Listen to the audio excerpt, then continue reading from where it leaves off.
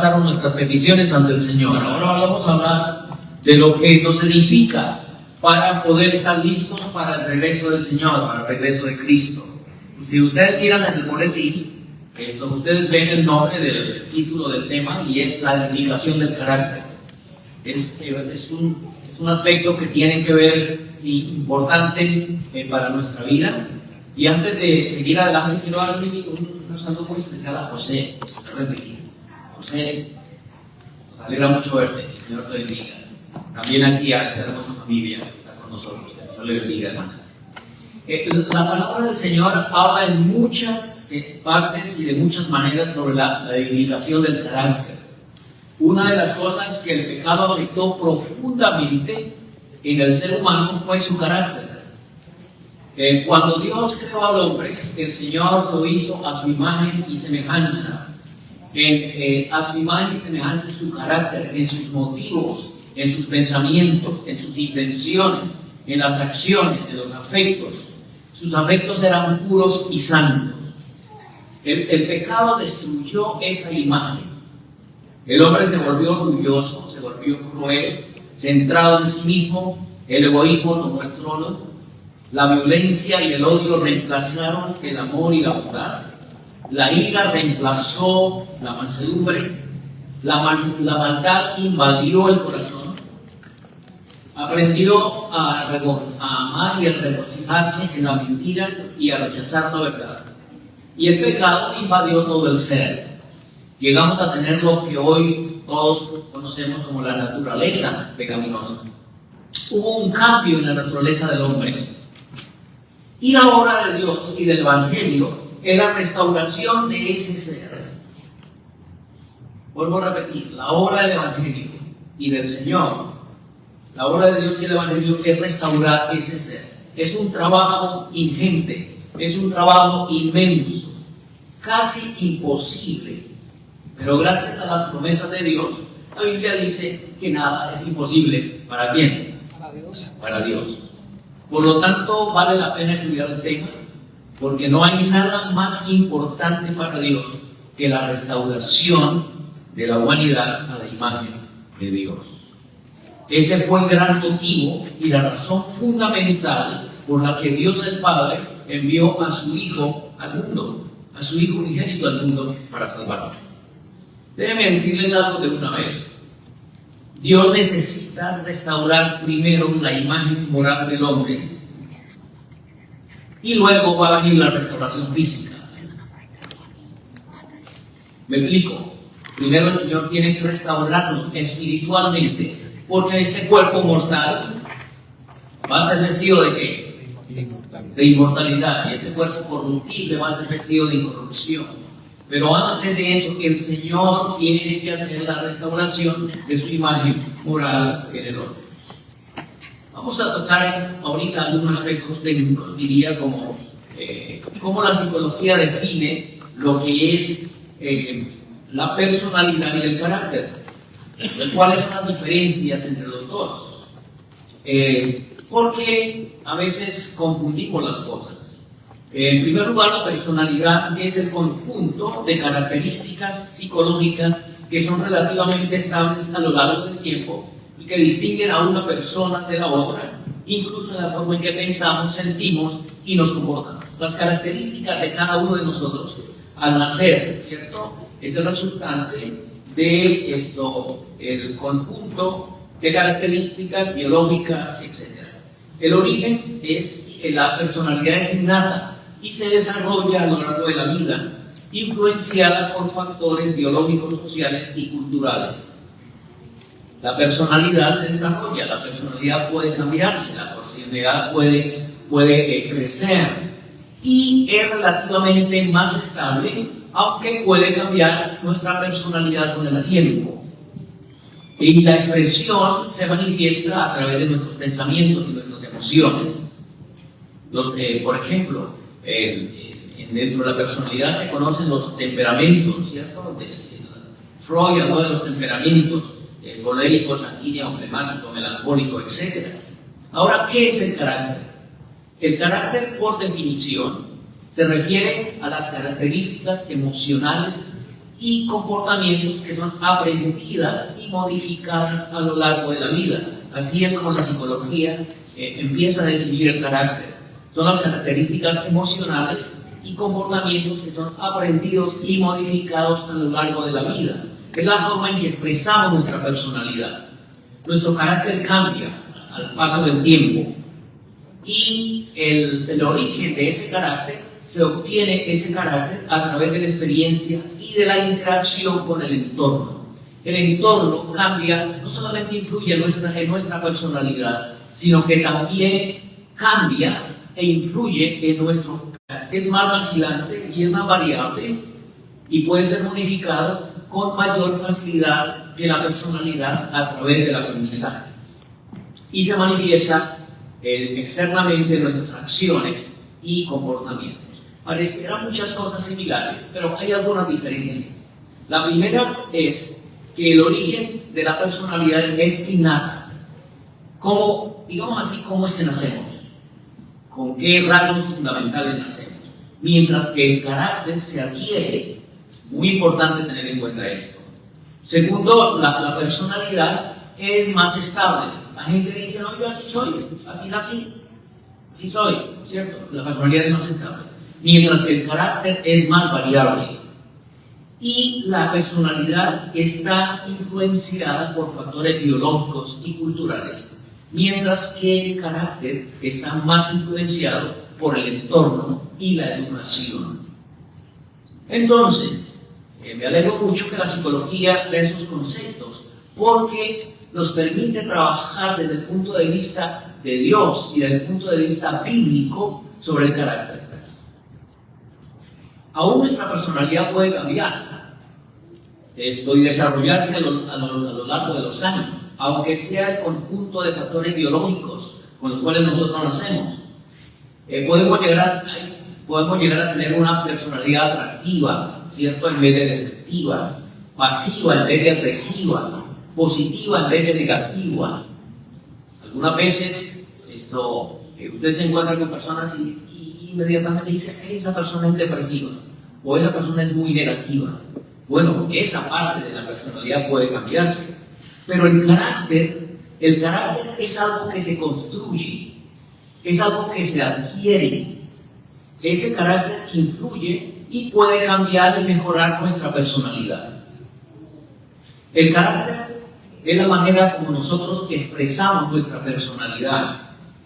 Por lo tanto, desde el punto de vista de la psicología, el carácter es más importante, pues es la suma de la personalidad más el resultante de la modificación de esa personalidad. Pero nosotros no vamos a hablar hoy de la personalidad y el carácter desde el punto de vista de la psicología, sino que queremos hablar del punto de vista bíblico y del punto de vista de Dios. Hoy vamos a hacer una introducción al tema, porque lo vamos a desarrollar en 2 o 3 temas. ¿Por qué es necesaria la edificación de un carácter a la semejanza del Señor? ¿Por qué es necesaria la edificación de un carácter a la semejanza del Señor? Y una comparación adecuada para el tema es la experiencia del pueblo de Israel. Dios hizo de esa experiencia del pueblo de Israel un ejemplo para nosotros en el camino hacia la Canaán celestial. Ya dijimos antes que el pecado deterioró profundamente nuestra personalidad y nuestro carácter con relación a la imagen de Dios. Pero hay situaciones donde el ser humano puede ser aún más afectado, descender más en esa esfera de esa personalidad y ese carácter. Un ejemplo de eso fue el pueblo de Israel. Ustedes recuerdan que Israel, Jacob y su familia descendió a Egipto, crecieron en Egipto, y el Señor dijo que Israel iba a estar esclavo por más de 400 años. Y Israel era esclavo y no tenía alternativa. El ejército de Faraón era suficientemente poderoso. Egipto era una de las naciones más poderosas en ese tiempo en la tierra, Y el ejército de Faraón les impedía que ellos pudieran liberarse. Así que nada tenían que hacer. Por mucho que el pueblo intentara liberarse, no le era posible. Y esos 400 años de esclavitud afectaron profundamente la vida del pueblo, afectaron profundamente sus valores, afectó profundamente su conducta, afectó profundamente sus apreciaciones. Y el pueblo estaba en una condición desesperada. Así que Israel, el pueblo de Israel en Egipto, era un pueblo esclavo, con pensamientos de esclavo, con comportamientos y emociones de esclavo. Sus valores eran los valores de un esclavo, y una personalidad de esclavos y un carácter de esclavo. Entonces, ¿qué tenía que suceder? ¿Qué podía suceder? La única manera de liberar al pueblo de Egipto de la esclavitud era que Dios interviniera. Era la única manera. Y dice la Biblia, en Éxodo 2:25, que miró Dios a los hijos de Israel y lo reconoció Dios. Miró Dios a los hijos de Israel y vio su desesperación, y vio su problema, y vio su condición, y lo reconoció. Y entonces decidió libertarlo. Y Dios salvó a Israel del yugo de Egipto de una manera maravillosa. La Biblia dice que lo hizo con mano fuerte, dice Éxodo 13:3.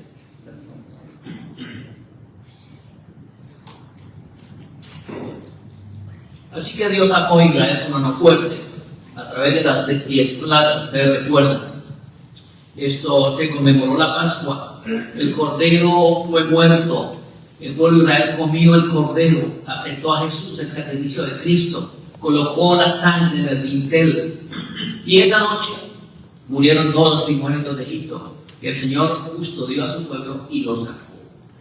Aquella noche Israel fue liberado, podríamos decir fue salvo.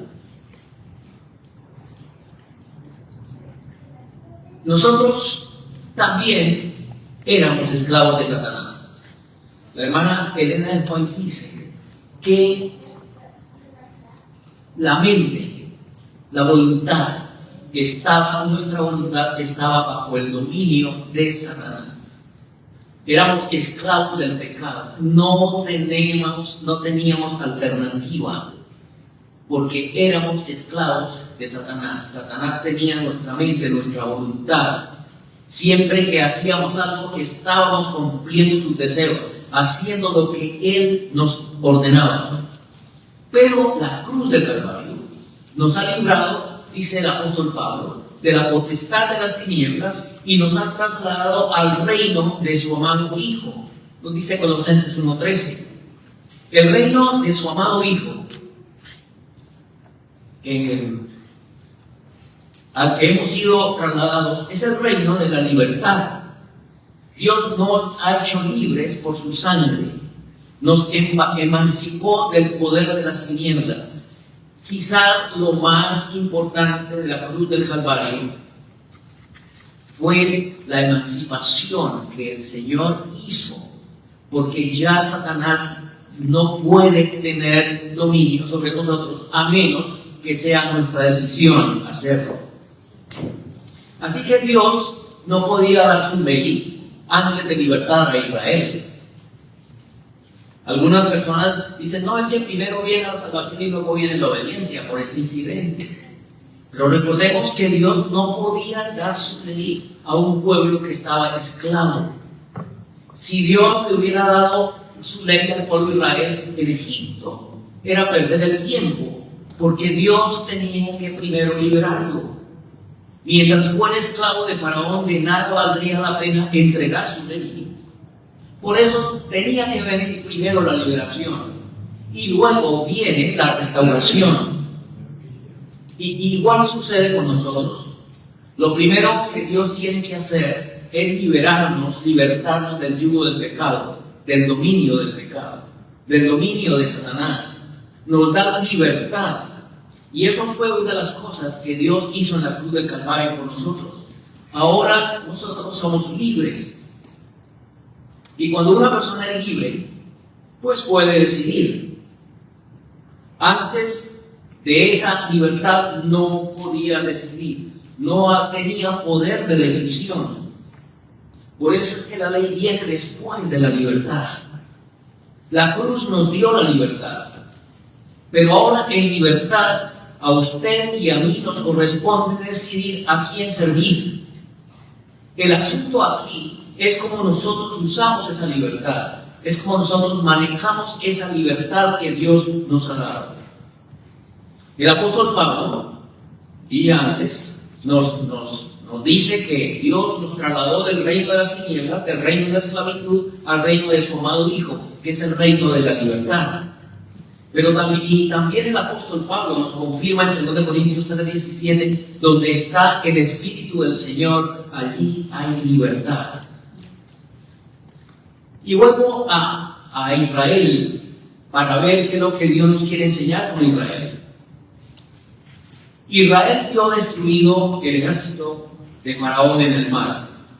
Sus cuerpos salieron flotando hacia las orillas del mar, empujados por las olas.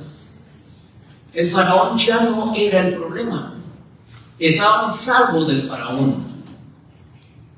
Pero mis hermanos, no todo estaba resuelto. Pues en el camino iban a encontrarse con enemigos como los cananeos, los amonitas, los heteos, los amorreos, los baseneos, los hititas, los gergeseos, los gigantes anaseos, y podríamos nombrar más y más y más personas que los esperaban en el desierto. Israel había sido salvo de Faraón, pero aún no estaba en Canaán. Había un desierto por delante, con grandes desafíos. Y ahí es donde nosotros encontramos una razón para nuestro tema sobre la edificación del carácter. Ahora Dios tenía que cambiar la mentalidad de un pueblo esclavo, las emociones de un pueblo esclavo, los valores de un pueblo esclavo, las acciones de un pueblo esclavo. Con la mentalidad egipcia no podían entrar en la Canaán celestial. Algunos creen que ya están salvos, cuando apenas están siendo liberados de la esclavitud. O sea que eso es lo que nos han enseñado. Ignoramos que solo estamos iniciando el camino, donde usted y yo a cada paso deben decidir. Porque, como dije antes, Dios nos hizo libres para que ahora podamos decidir. Su reino es un reino de libertad. Por eso la palabra dice que yo estoy a la puerta y llamo. Si alguno oye mi voz y abre la puerta, entraré a él y cenaré con él y él conmigo. Así que Dios libera a Israel y le entrega su ley. ¿Para qué le entrega su ley? Pues para formar un carácter. Formar un carácter sobre esa personalidad deteriorada y acabada de la esclavitud. El Señor le entrega sus ordenanzas, sus leyes, sus preceptos, para labrar en ellos y para edificar en ellos un carácter a la semejanza no de la esclavitud egipcia, sino de ella, de su pueblo, como hijos de Dios. Para formarles un carácter, para que fuera afín a esa tierra que Él les iba a entregar. Y la palabra de Dios dice en Deuteronomio 8:1 en adelante, dice: y cuidaréis de poner por obra todo el mandamiento que yo os ordeno hoy, para que viváis y seáis multiplicados y entréis y poseéis la tierra de la cual juró Jehová a vuestros padres. Versículo 2: y te acordarás de todo el camino por donde te ha traído Jehová tu Dios estos 40 años en el desierto, para afligirte, para probarte, para saber lo que había en tu corazón, si habías de guardar o no sus mandamientos. Y te afligió y te hizo tener hambre y te sustentó con maná, comida que no conocías ni tú ni tus padres la habían conocido, para hacerte saber que no solo del pan vivirá el hombre, sino de toda palabra que sale de la boca de Jehová vivirá el hombre. Tu ropa nunca se envejeció sobre ti, y el pie de ti se ha hinchado por estos 40 años. Reconoce así mismo en tu corazón que como castiga el hombre a su hijo, así Jehová tu Dios te castiga. Guardarás pues los mandamientos de Jehová tu Dios, andando en sus caminos y temiéndolo, porque Jehová tu Dios te introduce en la buena tierra, tierra de arroyos, de agua, de fuentes, de abismos, que brotan por vegas y montes, tierra de trigo y cebada, y de vides, y higueras, y granados, tierra de olivos, de aceite y de miel, tierra en la cual no comerás el pan por escasez, no te faltará nada en ella, tierra que sus piedras son hierro, y cortarás bronce de sus montes, y comerás y te saciarás, y bendecirás a Jehová tu Dios por la buena tierra que te ha dado. Guárdate de que no te olvides de Jehová tu Dios, dejando de observar sus mandamientos y sus derechos y sus estatutos que yo te ordeno hoy. Díganme algo, mis hermanos. ¿Es superior la tierra a la cual usted y yo queremos ir y estamos esperando? Si la Canaán celestial era buenísima, ¿acaso no es infinitamente superior la Canaán celestial? ¿Será que Dios pide menos de nosotros? Si para entrar en la Canaán celestial terrenal, el Señor necesitaba pulirlos, corregirlos, castigarlos, enseñarles, probarlos y transformarlos, no debe ser así con nosotros. Veamos lo que le pasó con el pueblo, que pensaba que ya estaba salvo y no necesitaba más. 1 Corintios 10, 1 al 12 dice: mas no quiero, hermanos, que ignoréis que vuestros padres todos estuvieron bajo la nube, y todos pasaron a través del mar, y todos en Moisés fueron bautizados en la nube y en el mar, y todos comieron el mismo alimento espiritual, y todos bebieron de la misma bebida espiritual, porque bebían de la roca espiritual que los seguía, y la roca era Cristo. Versículo 5, de 1 Corintios 10. Pero Dios no se agradó de muchos de ellos, por lo cual cayeron postrados en el desierto. Pero estas cosas fueron ejemplo para nosotros, a fin de que no codiciemos cosas malas como ellos codiciaron, ni seáis idólatras como alguno de ellos, según está escrito: se sentó el pueblo a comer y a beber y se levantaron a jugar. Ni forniquemos como alguno de ellos fornicaron y cayeron en un día 23,000. Ni tentemos a Cristo como también algunos de ellos lo tentaron y perecieron por las serpientes. Ni murmuréis como algunos de ellos murmuraron y fueron destruidos por el destructor. Y todas estas cosas les acontecieron como ejemplo y están escritas para amonestarnos a nosotros, sobre quienes los fines de los siglos han venido. Así que el que piense estar firme, miren que no caiga. Ahora vamos para Hebreos. Ahora su Biblia es en Hebreos, el capítulo 3, versículos 7 al 10, otros hermosos versículos.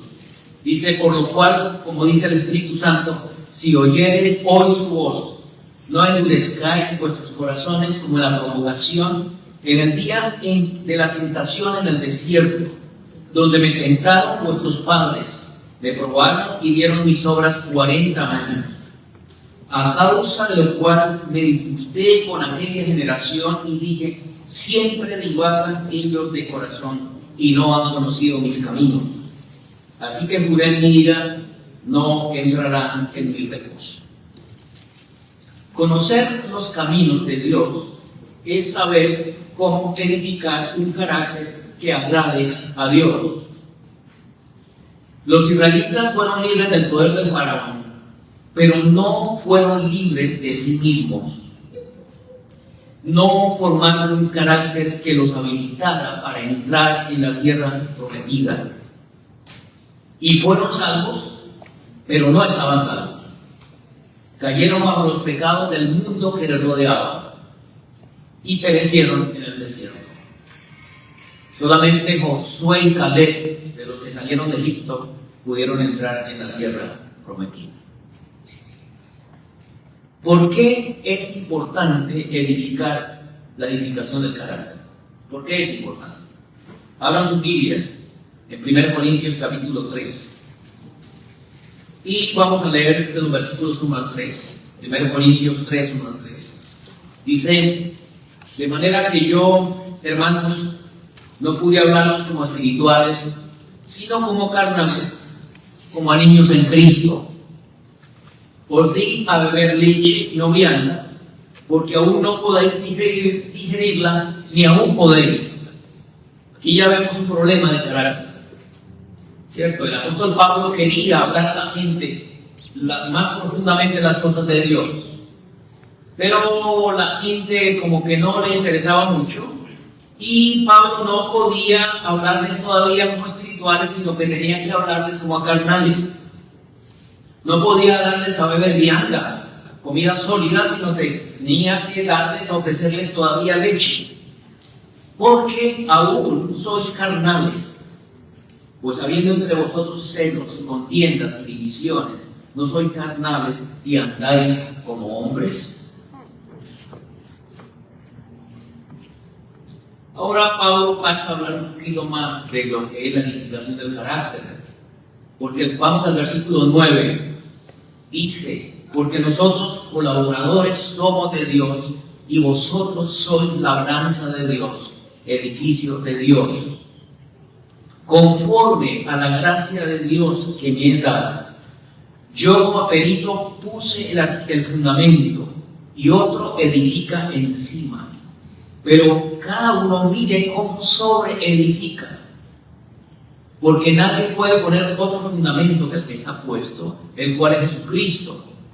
Versículo 12.